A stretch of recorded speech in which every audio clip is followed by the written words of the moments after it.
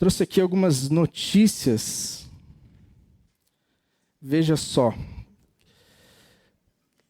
Algumas manchetes que retratam um pouco do nosso mundo hoje. Primeira manchete. Banco Central recolhe 13 milhões em dinheiro falso em um mês. Ana Sorokin, a falsa herdeira que enganou a alta sociedade de Nova York e deixou rastros de golpes no valor de milhares de dólares. Fire Festival, o evento para milionários em paraíso que virou um inferno e inspirou o documentário da Netflix. E o último, Brasil lidera a lista de países que mais sofrem ataques cibernéticos, matéria da Carta Capital. E aí aqui vai falar de links falsos, desde links falsos a clonagem de cartão e até manipulações das avaliações de produtos vendidos online.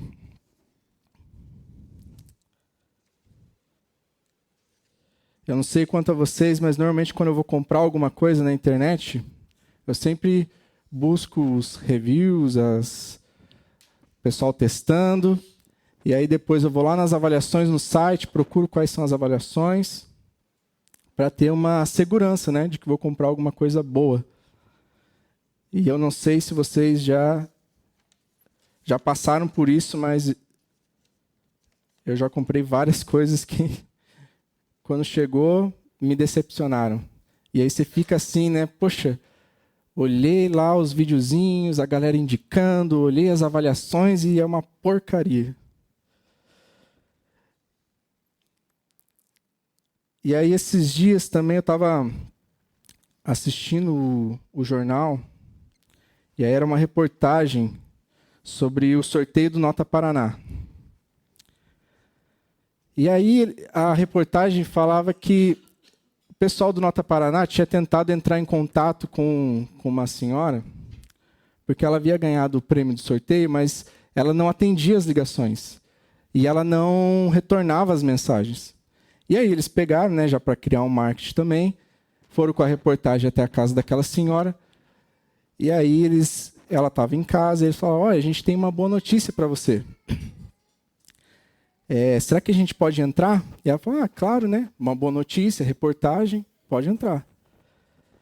E aí a mulher do Nota Paraná falou para aquela senhora, olha, pega seu aplicativo do Nota Paraná e abre aí para a gente.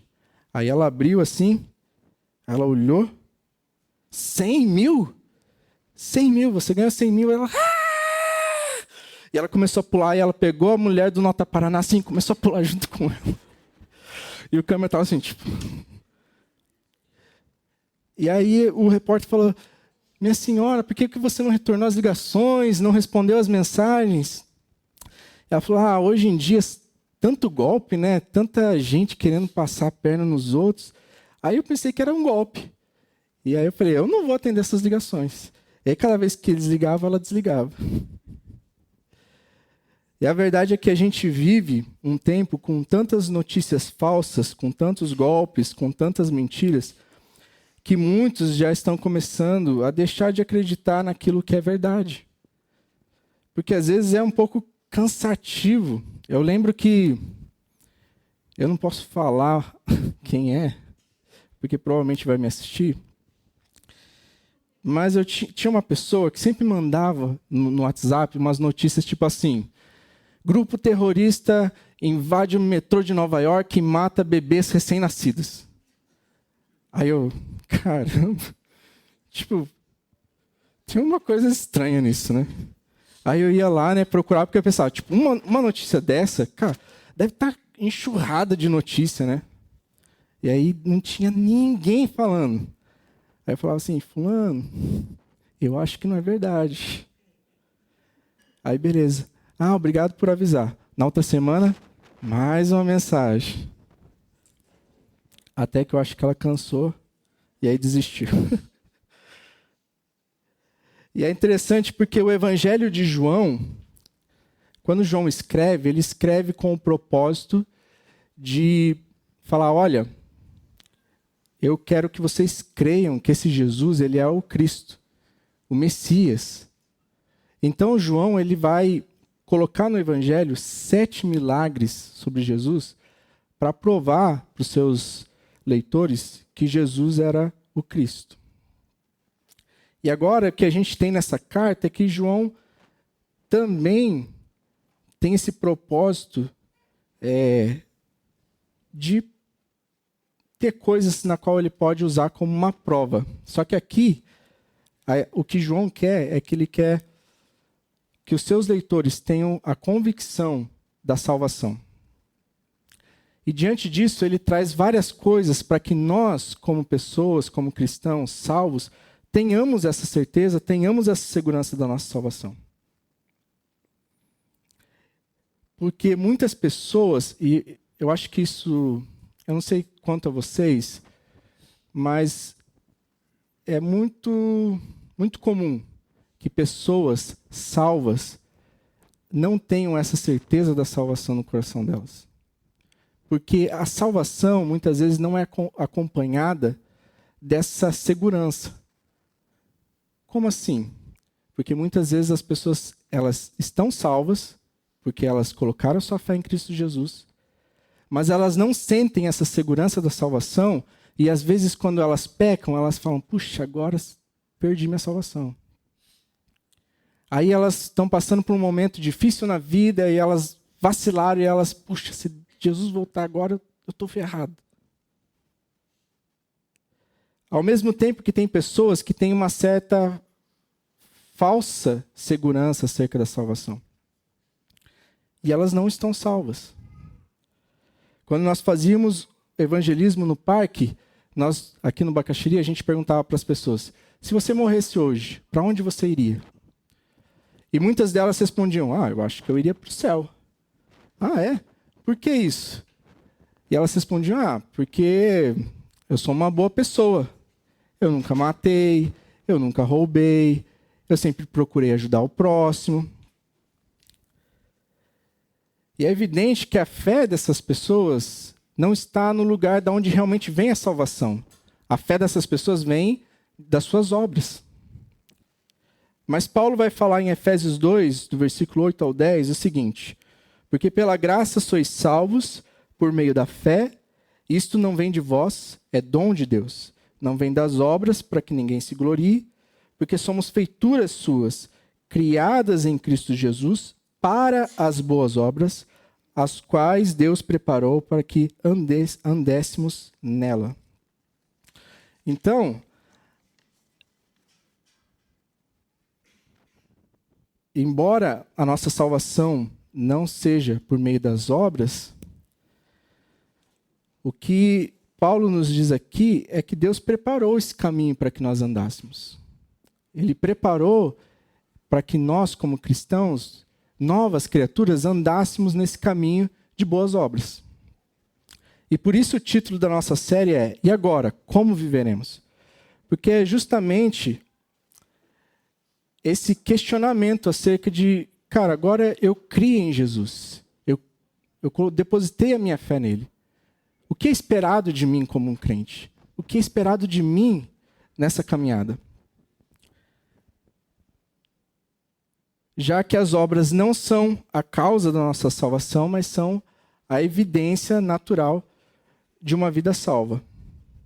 Repito, as obras não são a causa da salvação, mas são a evidência natural de uma vida salva. Então, João... Rapaz, tem espuma aqui.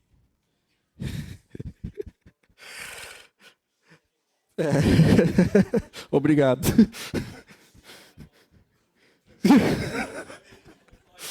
Rapaz, espumante.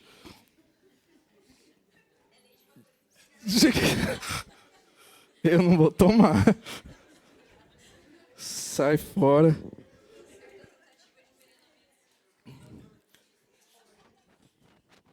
O inimigo não vai. Então, bora lá. João, ele aqui na sua carta, ele traz 3 provas que nós podemos usar como uma forma de avaliar a nossa vida, a fim de nos dar essa segurança de salvação. ele traz algumas coisas, e essas 3 provas elas vão se repetindo pelo livro, para que a gente tenha noção se a gente está andando na direção correta, se a gente está indo, né, para o destino correto. E a primeira prova que nós vemos aqui é a prova moral, que está relacionada à obediência à palavra de Deus. Né, ele vai falar lá no capítulo 2, versículo 4, que a gente já passou, que aquele que diz, eu conheço, mas não obedece aos seus mandamentos, é mentiroso e a verdade não está nele. Então, a primeira prova que ele nos dá é essa prova moral, de se nós estamos obedecendo aos seus mandamentos. A segunda prova é aquilo que nós chamamos teologicamente de prova social. Está relacionada ao nosso amor ao próximo, né? E o que ele fala lá no capítulo 2, no versículo 9, que ele diz, quem afirma estar na luz, mas odeia o seu irmão, continua nas trevas. Então ele traz uma prova moral em relação à obediência a Deus, uma prova social, que é o nosso amor ao próximo, e agora nós vamos passar por uma terceira prova, que é a prova doutrinária. Agora sim. Vamos começar então lá no versículo 18. Filhinhos, esta é a última hora. E assim como vocês ouviram que o anticristo está vindo, já agora muitos anticristos têm surgido. Por isso sabemos que esta é a última hora. Então a primeira coisa que João vai falar aqui é que esta é a última hora. Ele não diz está chegando a última hora, mas ele afirma que esta é a última hora. E muitas vezes esses termos, eles são usados às vezes para zombar do crente. Porque muitos falam assim, você está nessa? Tipo, essa é a última hora. Jesus está voltando. Há quase 2000 anos vocês estão falando isso. Tipo, é como se fala assim, cara, isso é mentira. Jesus não está para voltar. Tem essa última hora. Mas é importante a gente lembrar que nós estamos dentro de uma narrativa da redenção. Nessa narrativa da redenção, o primeiro ato é o ato da criação. O segundo ato é o ato da queda, quando o pecado entra no mundo e então desconfigura tudo. E o terceiro ato é o da restauração, quando Jesus vem, morre na cruz e então restaura todas as coisas. E às vezes alguns acrescentam um quarto ato, que seria o da missão, que a igreja está em missão. E o último ato é o da consumação. Quando Jesus então volta, né, e nós temos nosso corpo transformado e estaremos com ele, não teremos mais que lidar com o pecado e todas as suas consequências. Então, veja que em cada ato existe um bom tempo percorrido. Toda a criação, esse tempo da queda, tempo da restauração. Então, a verdade é que quando João fala que esta é a última hora, são os últimos momentos para que a gente entre nesse quarto ato, esse último ato, que é o ato da consumação. Domingo passado, nós estávamos aqui e falamos acerca do Brian. Né? O Brian é um amigo de muitas pessoas aqui. Ele tocou com a gente no louvor. E ele era 1 ano mais novo que eu. E aí lá no velório, estava conversando com o Álvaro e a gente conversava como era estranho estar no velório de alguém tão jovem. Porque parecia que a vida tinha sido interrompida de uma forma muito drástica. E a verdade é que todos nós teremos esse fim. Mas a gente não sabe quando. Então a gente não sabe quando esse relógio das últimas horas, ele para de contar para nós. Pode ser hoje, pode ser amanhã, a gente pode viver mais 20, mais 30, mais 50 anos, mas a verdade é que qual de nós consegue tirar ou acrescentar 1 ano da nossa vida? A gente não tem controle sobre isso. E a gente vê que o povo de Deus vivia aguardando por esse retorno de Jesus. E essa deve ser a forma como nós vivemos, aguardando como se realmente essa fosse as últimas horas. Essa esperança de que Cristo está voltando. Isso precisa ser real no nosso coração.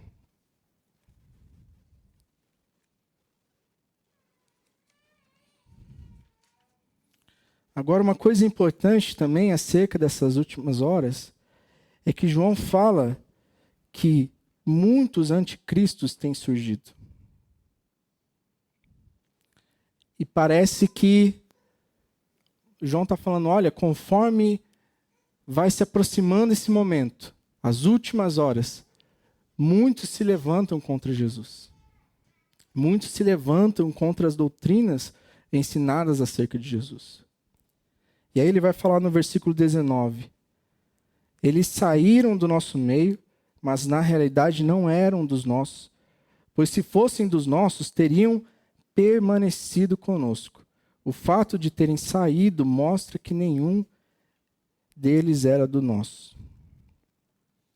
Interessante que João fala que eles saíram de dentro da igreja. E muitas novas igrejas, ou aquilo que nós chamamos de seitas, elas surgem fundadas por pessoas que vieram de igrejas, muitas vezes com uma boa teologia, e fundam grupos, seitas, com doutrinas extremamente zoadas, perigosas. Se a gente for ver, por exemplo, Charles Russell, que é o fundador das Testemunhas de Jeová, ele era presbiteriano. O Rodrigo já levantou a cabeça. Nada contra, não é falando mal dos presbiterianos. Mas aí ele tinha problema com as teologias. Ele achava muito pesado o negócio do inferno, predestinado, não sei o quê. Aí ele começou a... Cara, isso aqui acho que não está certo. Aí ele foi para uma outra igreja, que eu não lembro o nome, e aí ele montou um grupo. E esse grupo, então, se tornou as Testemunhas de Jeová. E o maior problema, não sei se é o maior problema, mas isso aqui eu fui lá no site deles. Então, que eles falam o seguinte, que Jesus, ele não é o Deus Todo-Poderoso. Então, ele não deve ser adorado como Deus. Veja, alguém que estava numa igreja que não era uma teologia zoada, que acaba não aceitando as doutrinas, sai, monta seu próprio grupo e monta aquilo que ele acredita ser o correto. Assim como hoje também nós temos um grupo de pessoas anti-igreja ou desigrejados que diz que eles creem em Jesus, eles creem em Deus, mas eles não creem na igreja. Alguns também que dizem que creem em Deus, mas não creem na Bíblia. Porque esse Deus da Bíblia não pode ser um Deus como eles acham que Deus tem que ser. Então a verdade é que nós já passamos por isso aqui, nós falamos acerca de luz e trevas, e eu até citei alguns domingos passados de como é a nossa resposta diante da luz.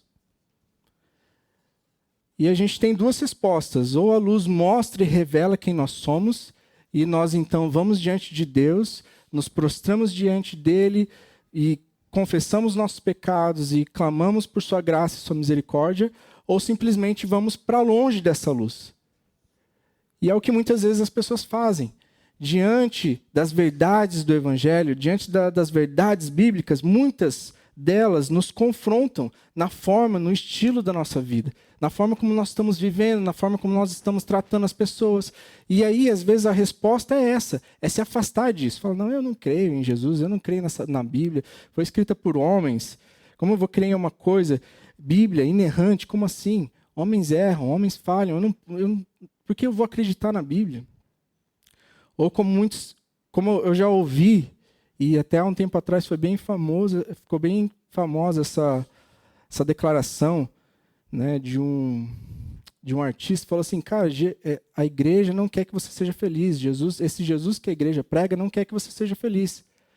E ele falou isso porque, segundo ele, o fato da igreja falar acerca dos seus desejos carnais significava que ele não poderia ser feliz. Então, a igreja não quer que eu me entregue aos meus desejos carnais porque ela não quer que eu seja feliz. Como se realmente a nossa alegria estivesse nisso. Agora, uma coisa interessante diante disso é que Paulo vai falar em Efésios 6,12 que a nossa luta não é contra pessoas, mas contra os poderes, autoridades, contra dominadores deste mundo de trevas, contra as forças espirituais do mal nas regiões celestes. E por que eu falo isso? Porque, veja, quando você tem esse grupo de pessoas se levantando contra a igreja, se você for lá nas redes sociais, o que você mais tem são pessoas que daí elas stalkeiam a outra, aí elas procuram algum defeito, alguma coisa, e voltam para criticar a pessoa. E aí começa, né, um monte de baixaria, né? E aí o nível vai descendo e você pensa, poxa, a nossa luta não é contra as pessoas. Por isso que a gente precisa compreender, e João vai falar isso lá no versículo 19, no capítulo 5, se eu não me engano, que o mundo ele está sob o poder do maligno. Então, como o Matt falou, esse mundo ele é regido por esse sistema. Só que a proposta de João aqui, e é o que eu acredito ser o mais coerente, é focar na verdade. Então nós vemos aqui, versículo 20 e 21, que diz assim: mas vocês têm uma unção que procede do Santo, e todos vocês têm conhecimento. Não lhes escrevo porque não conhecem a verdade, mas porque vocês a conhecem e porque nenhuma mentira procede da verdade. Então, não sei se vocês já viram, provavelmente sim, as campanhas do Banco Central contra a falsificação de dinheiro. Então, como é que funciona? Eu lembro que quando eu era criança, adolescente, porque eu pegava ônibus quando eu era criança, e eu vi um cartaz do Banco Central com todas as características de uma nota falsa. De uma nota verdadeira, desculpa. Então, ao invés do Banco Central falar, olha, uma nota falsa é assim, isso aqui é uma nota falsa, isso aqui é uma nota falsa, isso aqui é uma nota falsa, isso aqui é uma nota falsa. A estratégia era qual? E continua sendo. Mostrar quais são as características de uma nota verdadeira. Porque aí, quando você pegar uma nota falsa, você vai olhar e vai falar, não, isso aqui não é uma nota verdadeira. Porque uma nota verdadeira precisa disso, disso, disso, disso, disso. Então a proposta, e o que João quer lembrar aqui, é que vocês conhecem a verdade. Muitos falsos ensinos já passaram, estão sendo criados, vão existir. E se a gente focar aqui naquilo que é mentira, nos falsos ensinamentos, cara, a gente vai passar aqui anos e anos e sempre vai ter alguma coisa nova, sempre vai ter uma doutrina nova, e a verdade é que a gente sempre vai estar assim, e agora? E agora? Será que é verdade? Será que não é verdade? Será que é verdade? E a gente vai estar que nem aquela mulher, eu não vou atender o telefone porque é golpe. E a verdade é que nós precisamos lembrar daquilo que está na Escritura. Nós precisamos focar naquilo que é verdadeiro. Para que a gente possa, então, quando vir os ensinamentos falsos, poder olhar e falar, isso aqui parece que não é correto. Até é engraçado que essa semana a gente recebeu um videozinho e aí era sobre como Deus ama os animais e aí usavam uns versículos assim, tipo, porque Deus disse para amar e cuidar dos animais, porque essa é a vontade de Deus, para que você prospere, para que... Aí eu, hã? Tipo, cara, aí assim, uns versículos mó zoado, assim, tipo, caramba, cara, o que é isso? E você olha e você fala, isso aqui não é verdade. E até alguém falou assim, não, olha, isso aqui não é real. E alguém comentou assim, é sim. E aí, qual é a verdade que João quer que a gente lembre? Vamos ver o versículo 22 e 23. Quem é mentiroso senão aquele que nega que Jesus é o Cristo? Este é o anticristo, aquele que nega o Pai e o Filho. Todo o que nega o Filho também não tem o Pai. Quem confessa publicamente o Filho tem também o Pai. Então aqui a gente vê essa prova doutrinária, que é justamente o fato de que esse Jesus histórico, ele é o Cristo. A tradução de Cristo no grego significa ungido e no hebraico o Messias. Então o que João vai falar assim, vocês conhecem a verdade. E qual é a verdade? Que Jesus, esse Jesus histórico, ele é o Messias. Aquele que foi prometido, aquele que nós aguardávamos. Ele é o enviado de Deus. E ele vai mostrar também essa relação entre Deus e Jesus. Porque não é possível ter o Pai sem ter o Filho, assim como não é possível ter o Filho sem ter o Pai. E aqui é importante a gente lembrar, porque muitos ficam incomodados quando a gente fala assim, Cristo é o único caminho até Deus. E a verdade é que Ele é. Ele é o único caminho até Deus.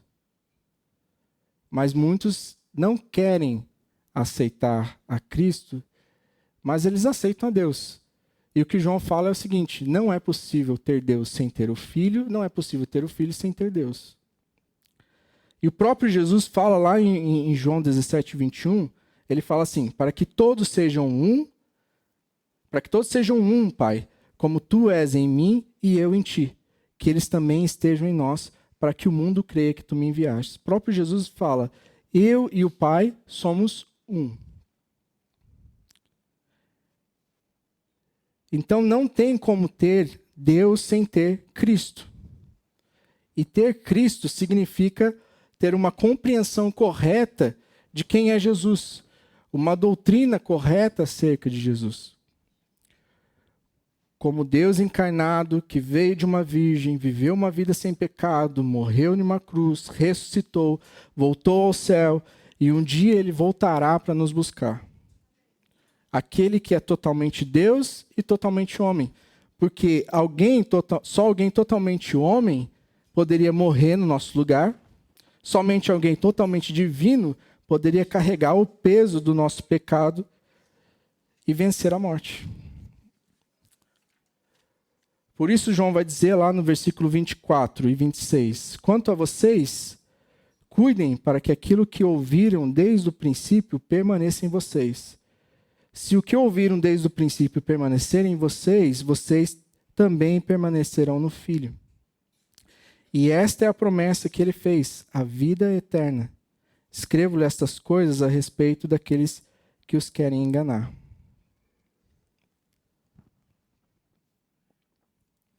Então João vai falar assim, cuidem para que aquilo que vocês ouviram, para esses ensinamentos, para que os ensinamentos dos apóstolos permaneçam em vocês. Porque permanecer no Evangelho é o único caminho para permanecer em Cristo. E permanecer em Cristo é o que nos dá essa certeza da vida eterna. E é interessante pensar que o gnosticismo, que era a principal vertente aqui sendo combatida, ela surge no meio da igreja, influenciada pela cultura grega. E aí, eles meio que moldam o evangelho a essa cultura. E a verdade é que nós precisamos ser moldados ao Evangelho. E muitos, tentando moldar o Evangelho à cultura deste mundo, pervertem o Evangelho. E trazem um Evangelho que não é o Evangelho real. Que não é o Evangelho capaz de nos trazer a salvação.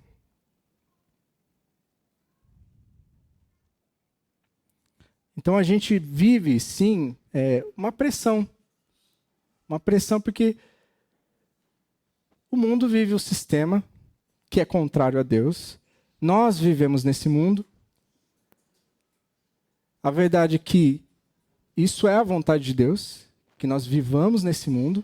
Ele não nos tira, mas Ele nos coloca nesse mundo, porque é nesse lugar que a gente tem que estar como luz.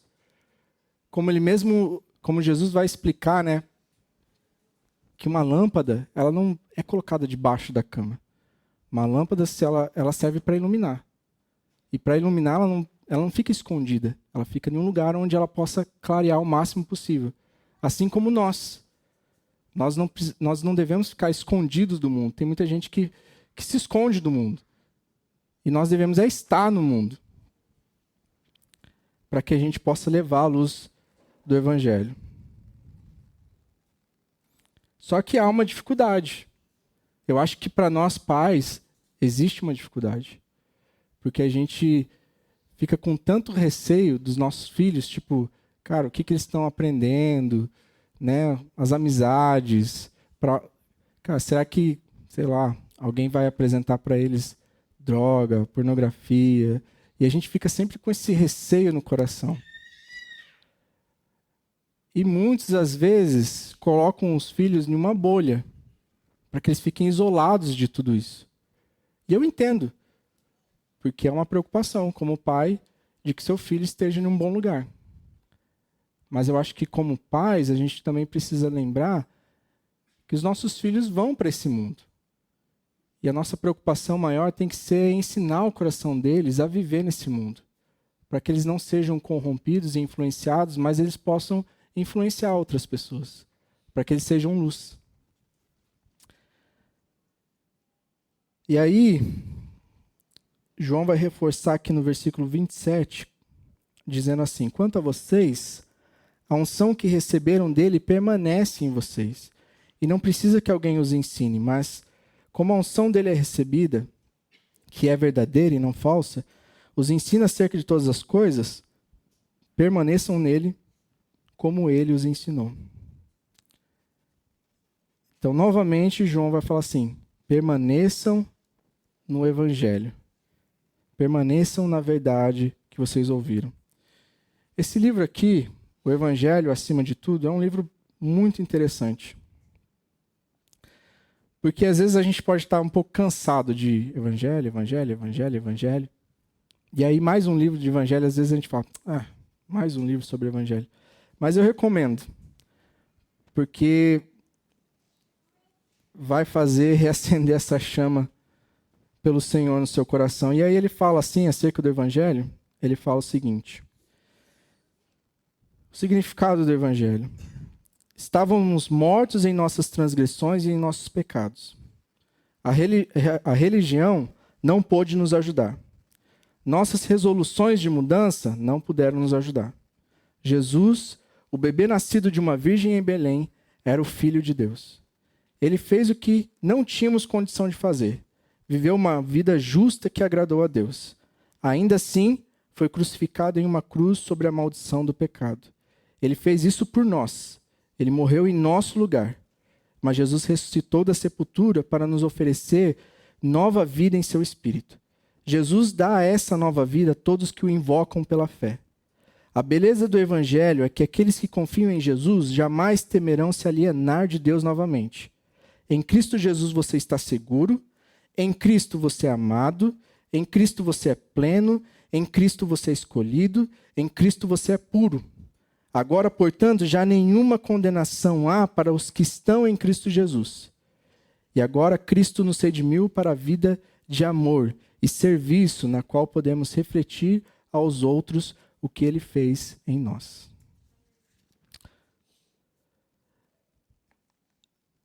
E aí João vai falar aqui no versículo 28, filhinhos, agora permaneçam nele para que quando ele se manifestar, tenhamos confiança e não sejamos envergonhados diante dele na sua vinda. Se você reparou, anotou aí, João fala 7 vezes a palavra permanecer ou suas variações. E a gente sabe que dentro da forma de escrita da época, palavras repetidas são um reforço. São essa ideia de, olha, isso aqui é muito importante. Essa é a ideia central do texto. Então, ouçam, prestem atenção naquilo que está sendo repetido várias vezes. E aqui o que João nos traz é permaneçam. Diante desse mundo, diante das mentiras e diante de tantas fake news, diante desse medo de ser enganado, de ser, cair no golpe, diante de tantas mentiras, de tantas seitas, de tantas doutrinas erradas acerca de Cristo, João fala, permaneçam em Jesus, permaneçam na verdade, permaneçam no Evangelho. E aí eu trouxe algumas citações aqui acerca do permanecer. Eugene Peterson ele vai falar assim, a vida cristã não é uma corrida de velocidade, mas uma maratona. É uma longa obediência na mesma direção. A fidelidade ao longo do tempo, não explosões rápidas de entusiasmos, é o que caracteriza os seguidores de Jesus. A fidelidade ao longo do tempo, não explosões rápidas de entusiasmo, é o que caracteriza os seguidores de Jesus. John Stott vai falar assim, permanecer descreve uma continuidade pessoal com Cristo e com a verdade apostólica. Essa palavra mostra que fé verdadeira é demonstrada na fidelidade contínua. Carson vai dizer, para João permanecer não é apenas um conceito estático, mas um relacionamento vivo e contínuo com Cristo. Permanecer é equivalente a crer continuamente e confiar e obedecer. Então, os nossos olhos, eles precisam estar em Jesus até que ele o veja face a face. E agora a gente encerra com esse último teste. Como se João nos perguntasse nessa noite, você nasceu de novo como filho de Deus? E aí ele vai falar no versículo 29 o seguinte, se vocês sabem que ele é justo, saibam também que todo aquele que pratica a justiça é nascido dele. David Gusk vai dizer assim, quando alguém nasce de outra pessoa, quase sempre há uma semelhança familiar. Você diz, veja, ela tem os olhos da mãe, ou ele tem o nariz do pai. Bem, os filhos de Deus têm uma semelhança familiar com o Pai Celestial. Ele é justo. Portanto, aqueles que nascem dele também praticam a justiça. Praticar a justiça é viver em obediência ao Senhor. É uma vida coerente aos ensinamentos de Jesus. A obediência, ela não deve ser motivada pelo medo, mas pelo fato de que Cristo habita em nós e nós o amamos, então nós o obedecemos. Então, nós não sabemos quando ele vai voltar. Nós vivemos nesse mundo de fake news, tentando desviar o nosso foco da verdade. E a verdade é que se permanecermos nele, temos a vida eterna. E que essa certeza nos traga essa segurança e encorajamento para que a gente possa perseverar no Evangelho. Até o dia que nós estaremos face a face com Jesus. Que os nossos olhos jamais se desviem dele. Enquanto o aguardamos, possamos viver uma vida que mostra que somos nascidos de Deus, porque somos semelhantes ao Pai. E se você nessa noite não tem essa certeza, a verdade é que por mais que você se esforce, você nunca vai ter uma vida plenamente justa diante de Deus. Porque todos nós falhamos. E o resultado disso é viver uma vida distante de Deus. E isso é morte. Mas Deus, por nos amar tanto, Ele dá o seu Filho, que vem ao mundo como um homem, para que ele possa tomar o nosso lugar numa cruz e pagar o preço pelos nossos pecados. E o que nós precisamos é simplesmente crer. Se nessa noite você não tem essa certeza, o convite de Deus para você é que você crê em Jesus e naquilo que Ele fez por você e que você saia daqui com essa certeza. E para nós que estamos em Jesus, permaneçam até que Ele venha. Amém?